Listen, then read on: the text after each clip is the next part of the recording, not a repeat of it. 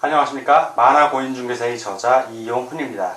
오늘은 부동산공법 제42강 시간으로서 주택의 공급 등 첫 번째 시간 1. 주택 공급의 요건 2. 입주자 저축 3. 주택의 분양가격 제한 4. 모집공고 사업주체 의무 등에 대해서 같이 공부하도록 하겠습니다. 먼저 주택 공급의 요건입니다. 주택 공급의 요건.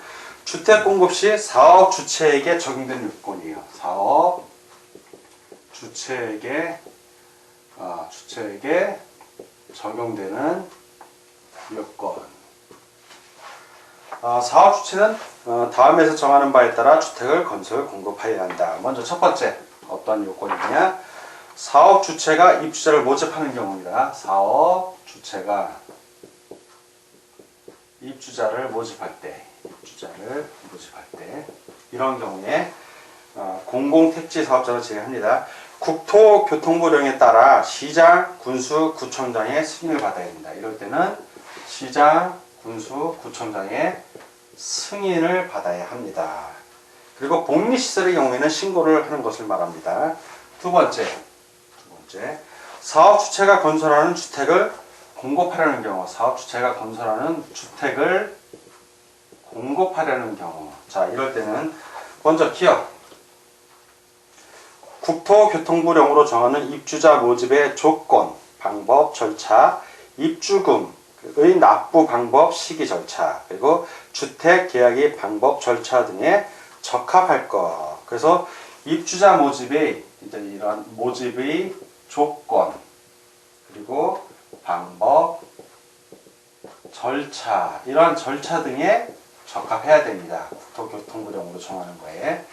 두 번째는 니은 국토교통부령으로 정하는 바에 따라 벽지, 바닥재, 주반, 용구, 조명기구 등을 제외한 부분의 가격을 따로 제시하고 이를 입주자가 선택할 수 있도록 할 것. 그래서 벽지, 바닥재, 주방, 용구, 그리고 조명기구 등을 이건 이걸 제외한 부분의 가격을 따로 제시하고 이를 누가 선택하게? 입주자가 선택하게 하는 겁니다. 입주자가 선택하게 하도록 할 것. 자, 두 번째. 주택을 공급받으려는 자에게 적용되는 요건입니다. 이번에는 주택을 공급받는 사람, 주택 공급받으려는 자에게 적용되는 요건이에요. 주택을 공급받으려는 자는 국토교통부령으로 정하는 입주자 자격. 자, 이러한 사람들에게는 입주자 자격. 두 번째, 재당첨 제한 및 공급순위 등에 맞게 주택을 공급받아야 한다. 자, 이번에는 주택의 건설 공급 절차를 전체적인 걸 한번 살펴보도록 하겠습니다. 먼저 사업 주체가 있어야겠죠. 자, 사업 주체 또는 조합이 공급해서 조합이 건설 공급하는 경우도 있기 때문에 조합이 설립 인가를 받아야 된다. 조합 설립 인가. 자, 이게 첫 번째 단계입니다. 그래서 조합의 경우에 조합 설립 인가를 받은 날부터 몇 년 이내? 2년 이내에 사업계획 승인 신청을 해야 됩니다. 승인 신청. 자, 요 2년 이내에. 그래서 요 사업 주체하고 조합 설립 인가를 받은 경우에 이제 대지 소유권을 확보해야죠. 대지 소유권. 땅이 있어야 주택을 지을 수 있으니까 대지 소유권을 확보를 합니다. 대지 소유권을 확보를 하고, 그리고 나서 사업계획 승인 신청을 해서 사업계획 승인을 받습니다. 자, 이 사업계획 승인은 사업계획 승인권자가 하는 겁니다. 그리고 나서 몇 년 이내? 5년 이내에 착공을 합니다. 그리고 착공을 할 때는 신고를 해야죠. 착공 신고. 그래서 사업 주체가 바로 사업계획 승인권자에게 신고를 하는 겁니다. 자, 그리고 나서 입주자 모집을 합니다. 근데 입주자 모집을 하려면 입주자 모집 공고 승인을 받아야죠. 승인. 그리고 나서 입주자 모집을 공고하면 됩니다. 그래서 승인 신청은 이러한 입주자 모집 공고 승인 신청은 사업 주체가 시, 군, 구청장에게 하면 됩니다. 그리고 승인 신청을 안 받아들이는 경우가 있어요. 제외하는 경우 바로 국가나 지방자치단체, 공사 등이 할 때는 그렇고 승인권자는 바로 시, 군, 구청장이 됩니다. 그리고 나서 입주자 모집 공고 승인을 받았으면 이제 입주자 모집을 해야죠. 입주자 모집 공고. 입주자 모집 공고. 자, 이 입주자 모집 공고는 사업 주체가 이제 입주자 모집 공고를 합니다. 자, 그리고 나서 이제 열심히 지어요. 건설 공사를 한다는 얘기죠. 착공을 했으니까. 그리고 와서 다 지었으면 이 주택을 사용해도 됩니까? 이 대지를 사용해도 됩니까? 하고 사용 검사를 받아야 되는 겁니다. 사용 검사. 사용 검사 신청을 하면 사용 검사 승인권자가 그 신청한 내용을 검사를 해주면 돼요. 그래서 시군 구청장 또는 국토교통장관이 사용 검사를 합니다. 자, 그리고 나서 이제 입주를 할 수 있잖아요. 그러면 소유권 보존 등기 후, 자, 소유권 보존 등기. 자, 처음 하는 등기가 보존 등기예요. 소유권을 처음, 건물이 없다가, 주택이 없다가 생겼으니까 등기를 해야 되지. 바로 소유권 보존 등기 후, 소유권 이전 등기. 자, 이전 등기. 이제 각 처음에 보존 등기를 해서, 그 다음에 이전, 그 주택에 살 사람에게 이전을 해주는 겁니다. 이전 등기를 신청할 수 있는 날, 신청할 수 있는 날. 자, 이 날. 이게 바로 입주 가능입니다. 입주 가능일. 자, 사용 검사가 끝나고 진짜 사용할 수 있어서 그 주택에 입주할 수 있는 날, 입주 가능일. 자, 이 날부터 며칠 이내에 60일 이내에 이제 소유권 이전 등기를 합니다. 소유권 이전 등기를 하는데 입주 가능일부터 60일 이내에 뭘 해야 되냐면 입주자 모집 공고 승인 신청일부터 소유권 이전 등기를 신청할 수 있는 날 이후 60일까지. 60일까지는 뭘 못한다? 여기 저당권 설정 등 이런 걸 제한하는 거예요. 저당권 설정 못한다. 예, 저당권 설정 못해요. 소유권을 안전하게 확보해 줘야 되기 때문에.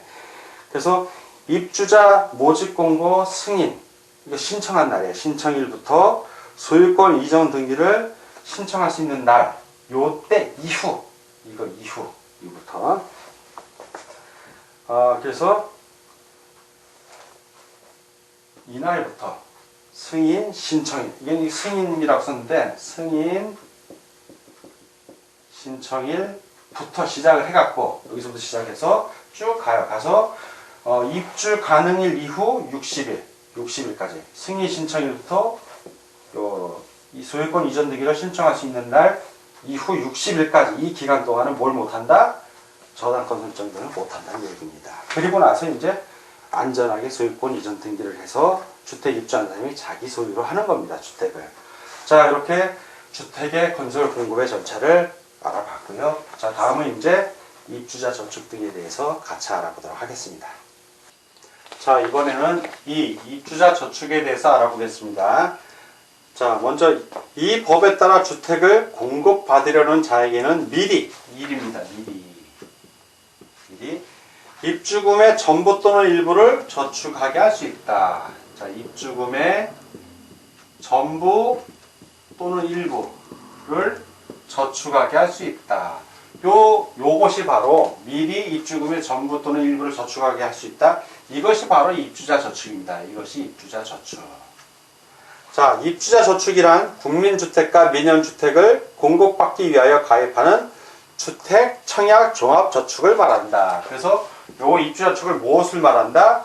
주택을 청약할 수 있는 주택 청약 종합 저축입니다. 종합 저축. 법에서 딱 규정을 해놨습니다. 그리고 입주자 저축 계좌를 취급하는 기관은 은행법에 따른 은행중 국토교통부 장관이 정한다. 그리고 마지막으로 입주자 저축은 한 사람이, 이 입주자 저축은요, 한 사람당, 자, 한 사람이 계좌를 몇 개만, 한 계좌만 가질 수 있습니다. 한 사람당 한 계좌. 자, 이렇게 입주자 저축을 정리하겠습니다. 자, 이번에는 3. 주택의 분양가격 제한, 분양가 상한제에 대해서 같이 알아보도록 하겠습니다. 먼저 분양가 상한제, 자, 분양가 상한제, 적용주택에 대해서 알아보겠습니다. 적용주택, 어떤 경우에 적용이 되는지. 사업주체가 일반인에게 공급하는 공동주택 중 다음의 어느 하나에 해당하는 지역에서 공급하는 주택의 경우에는 주택법에서 정하는 기준에 따라 산정되는 분양가격 이하로 공급하여야 한다. 이에 따라 공급되는 주택을 바로 분양가 상한제 적용주택이라고 합니다. 어떤 주택이냐? 첫째, 공공택지입니다. 공공택지에서 공공택지에서 공급하는 공동주택은 분양가 상한제 적용주택이 됩니다. 자, 두 번째, 이제 공공택지 외의 택지로서 다음의 어느 하나에 해당하는 지역. 첫째, 첫 번째, 공공주택 특별법에 따른 도심 공공주택 복합지구. 도심 공공주택 복합지구. 자, 두 번째는 도시재생 활성화 및 지원에 관한 특별법에 따른 주거재생 혁신지구. 자, 그리고 세 번째는 주택가격 상승 우려가 있어 국토교통부 장관이 주거정책심의위원회에 심의를 거쳐 지정하는 지역. 이런 지역은 공공택지 외의 지역이라 하더라도 분양가 상한제 적용 주택이 됩니다. 그리고 이 분양가격은 택지비와 건축비로 구성됩니다. 택지, 땅을 만드는 비용이고요. 건축비, 건물을 올리는 비용이죠. 구체적인 명세, 산정 방식, 감정평가기간, 선정 방법 등은 국토교통부령으로 정합니다. 자, 이번에는 분양가 상한제 적용 제외주택, 적용이 안 되는 거죠. 적용을 안 합니다. 제외하는 주택에 대해서 알아보겠습니다. 다음이 어느 하나에 해당하는 경우에는 분양가 상한제 규정을 적용하지 아니한다. 첫째, 적용 제외주택. 첫째는 도시형 생활주택입니다. 도시형 생활주택. 두 번째는 경제자유구역. 경제자유구역에서 건설 공급하는 공동주택으로서 경제자유구역위원회에서 외자유치 촉진과 관련이 있다고 인정하여 분양가격 제한을 적용하지 아니하기로 심의 의결한 경우. 자, 이제 심의 의결한 경우입니다. 세 번째, 관광특구에서, 자, 관광특구입니다. 관광특구. 건설 공급하는 공동주택으로서 해당 건축물의 층수가 50층 이상이거나, 자, 50층 이상이거나, 높이가 150m 이상인 경우입니다. 자, 네 번째, 한국토지주택공사, 자, 토지주택공사 또는 지방공사가 다음의 정비사업 시행자로 참여하는 등 대통령령으로 정하는 공공성 요건을 충족하는 경우로서, 자, 이때는 공공성 요건입니다. 공공성 요건을 충족하는 경우로서 해당 사업에서 건설 공급하는 주택. 첫 번째, 기업. 어떤 경우냐? 도시 및 주거환경정비법에 따른 정비사업. 정비사업으로서 면적, 세대수 등이 대통령령으로 정하는 요건에 해당되는 사업. 두 번째, 니은. 빈집 및 소규모 주택 정비에 관한 특별법에 따른 소규모 주택 정비사업. 자, 이런 경우에 분양가 상한제 적용 제외가 됩니다. 자, 4-2. 도시 및 주거환경정비법에 따른 공공재개발사업.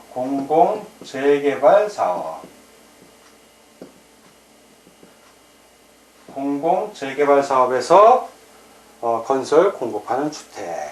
자, 마지막으로 5.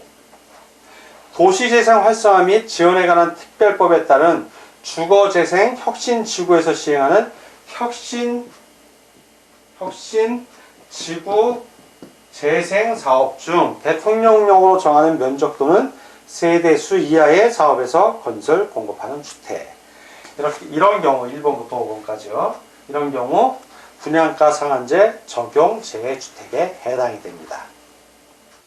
자, 이번에는 4. 모집 공고 후 사업 주체의 의무로서 저당권 설정 등의 제한에 대해서 같이 알아보도록 하겠습니다. 자, 그럼 먼저 이 제한 기간이 있어요. 예, 제한 기간. 언제냐면 입주자 모집 공고 승인 신청일. 입주자 모집 공고 승인 해달라고 신청한 날, 신청일. 사업 주체가 이제 승인권자에게 이제 승인 신청을 한다. 이 날부터예요. 이 날 이후부터 언제까지? 입주 예정자가 그 주택 및 대지의 소유권 이전 등기를 신청할 수 있는 날부터, 자, 소유권 이전 등기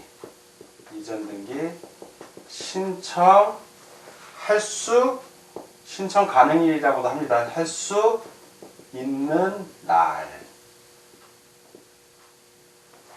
날부터 60일. 자, 60일까지. 그러니까 요때를 시점으로 해서 신청할 수 있는 날까지가 아니라 신청할 수 있는 날부터 60일까지. 이 기간 동안은 저당권 설정 등이 제한이 됩니다. 이 기간 동안은. 그래서 사업 주체는 주택건설 사업에 의하여 건설된 주택 및 대지에 대하여는 입주자 모집 공고 승인 신청일, 주택조합의 경우에는 사업계획 승인 신청일을 말한다. 이후부터 입주 예정자가 그 주택 및 대지의 소유권 이전 등기를 신청할 수 있는 날 이후 60일까지의 기간 동안 입주 예정자의 동의 없이 다음의 어느 하나에 해당하는 행위를 하여서는 아니 된다. 바로 이제 저당권 설정된 행위를 하면 아니 되는 거예요. 근데 소유권 이전 등기를 신청할 수 있는 날이란 뭐냐면 사업 주체가 입주 예정자에게 통보한 요게 바로 입주 가능일이에요. 입주 가능일. 그 입주 가능일부터 60일까지의 기간입니다. 자, 무엇을 못하느냐? 첫째, 해당 주택 및 대지에 대한 저당권 못합니다. 저당권. 그 다음에 가등기 담보권 등의 담보물권을 설정할 수 없다. 담보물권 설정. 요게 제한이 되는 거예요. 이런 설정 행위. 자, 지금 우리가 이제 제한되는 행위를 보는 거예요. 제한 행위. 두 번째는 해당 주택 및 대지의 전세권. 자, 전세권. 그 다음에 지상권 또는 등기되는 부동산 임차권. 자, 등기되는 부동산 임차권. 자, 이런 것을 설정하는 행위도 제한이 됩니다. 못한다는 얘기예요. 세 번째는 해당 주택 및 대지를 매매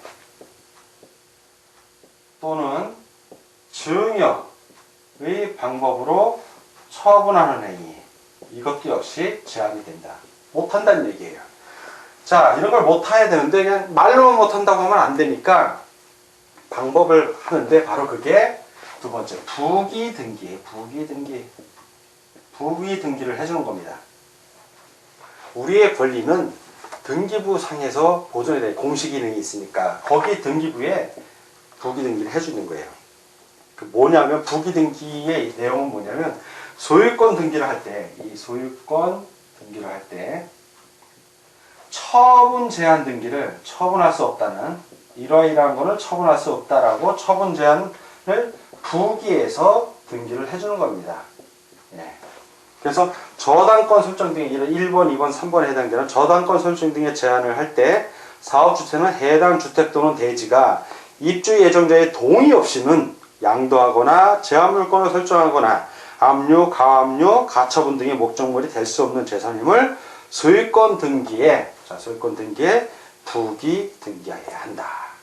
그럼 입주 예정자가 동의할 수 있는 경우는 어떤 경우냐? 있죠. 왜냐하면 그 입주 예정자가 은행에 그 금융기관으로부터 주택을 담보로 그 입주금을 낼 때, 예, 그런 경우에는 이제 은행이 등기를 할 수 있죠. 저당권 설정 등기를. 근데 입주 예정자의 동의 없이는, 핵심은 동의 없이는 1번, 2번, 3번을 못 한다는 얘기입니다.